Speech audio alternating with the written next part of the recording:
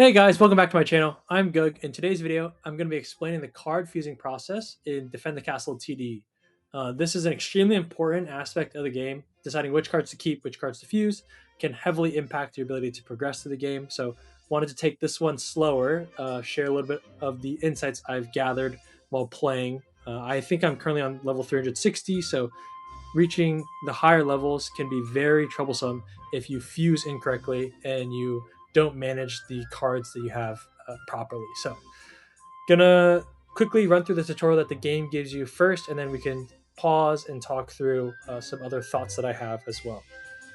So, we just beat level 6 from last video, and the witch on our screen is telling us that we have duplicate cards and we should fuse them to get new cards. So, key, it's emphasizing that you should fuse duplicate cards. So don't fuse cards that you only have one of. Okay, we're gonna click the fuse tab and we're gonna click start the magic. So the game's showing us we have two of these slingshots, we have two of these small hand fans, and we have two of these small ice balls, and then we also have two of these lightnings. So it wants us to click this slingshot, we're gonna click it, and it's gonna tell us to click this small lightning because we already have those cards already, and it's asking us to fuse. So in order to fuse, you can't just click two cards and fuse willy-nilly. You have to use these purple items called fuse tokens. So we'll use one of our two fuse tokens to fuse the slingshot and the small lightning. So we fused them. The spell worked. We got a high rarity card.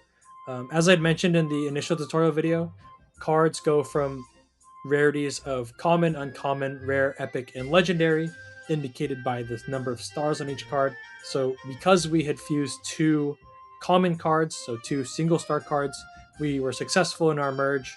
I'll explain what it means by successful, but we were successful in our merge and we got an uncommon card. So let's see what we got. So we got a shock arrow. Shock arrow is a 2-star card. We'll hold down to see some more information. It's a 2-star card, uncommon. It does 342 damage per hit. It's long range, hits both ground and air. I believe it's single target, so it's not going to be hitting a bunch of enemies at once. Its fire rate is 2.2 seconds.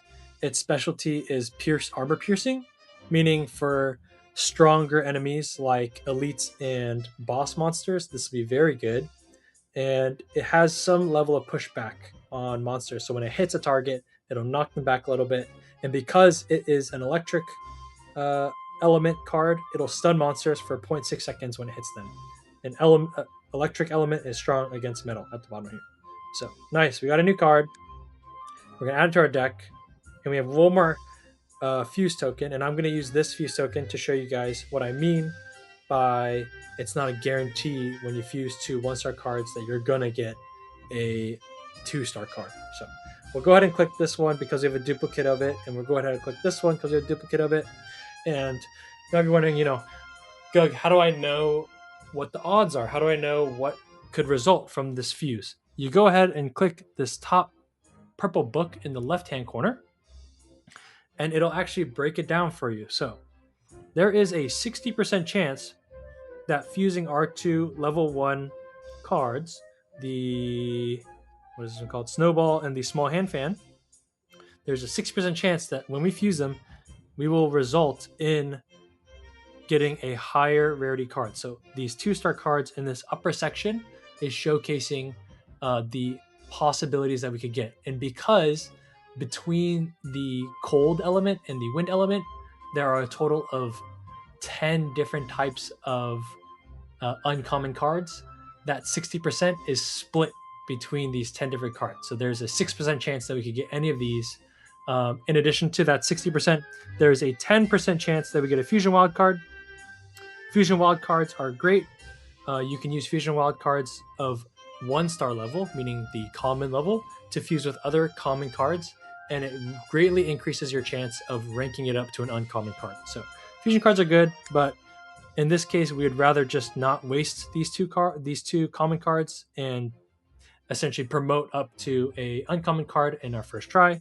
And then the last 30% is 30% of possibility is leveling up these two cards into the same iteration. So either another small hand fan or another snowball, but it being level 10 instead of level 1.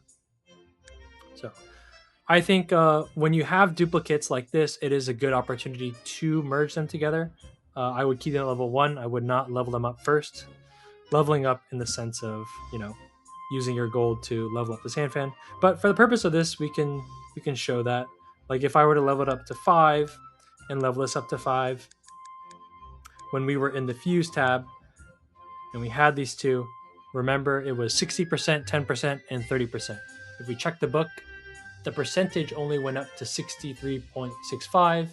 The fusion wildcard went up to 17 instead of 10, and the chance of leveling up to level 10 has decreased now to only 19 from 30. So we'll go ahead and use our token and pray that we get an upgrade. Nice, so successful. We got a high rarity card. We have an uncommon card now, and we have the ice arrow. So the only downside with, in my opinion, with merging cards of two different elements is that obviously when you merge two cards, you're only going to get one card, and that one card is only going to have one element type. It won't have a merged type. You won't have like a cold wind type. You won't have like an electric wind type. You can only have one type as a result of merging two cards. So just be careful with that. And yeah, I wanted to cover a couple more things that I think are very important to consider when you fuse your cards, because as I mentioned at the beginning of the video, it could result in you getting stuck at later higher levels. So first thing I want to say is don't always fuse your cards just because you have fuse tokens. So right now we have 0 fuse tokens, but some people, and I myself have done this, but get trigger happy when you have a lot of fuse tokens. You're like, oh, I have a bunch of fuse tokens. That means I should just fuse, because if I have fuse tokens and I can get higher cards from these fuse tokens, then I'll be stronger. That's not always the case. You could blow through all of your cards. You could blow through all of your fuse tokens, and you'll reach a point where you have a bunch of level 1 cards or a bunch of, freshly upgraded level 2 cards, level 3 cards, and they're just not going to do as much damage as the cards that you had prior to fusing. So just be careful with that. Don't always fuse when you have fuse tokens.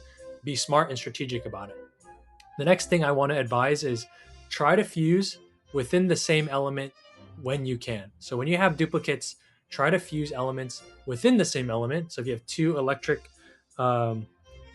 of these electric small lightnings, and you already have one that's leveled up to level 10, then use those two, or use a small lightning and a electric slingshot, and use those two to fuse. Don't use cross element, because if you stay within the certain element, you'll always guarantee that you have at least one of those cards in that element. And as you progress through the levels, that'll be very, very helpful and help you get through tougher sections or tougher segments at the higher levels. So the last thing that I wanted to mention was that when you do fuse, be careful with what you fuse, because if you decide to use all your tokens, if you decide to fuse between different elements, and if you decide to use all your cards to just try to get higher rarity cards like 4 stars and 5 stars, you could get stuck.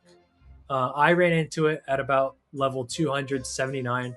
I had been stupid with my fuse tokens and fused all of my cards to the point where I literally had 7 cards in my collection and 7 cards in my deck. So I had no possibility of switching them out.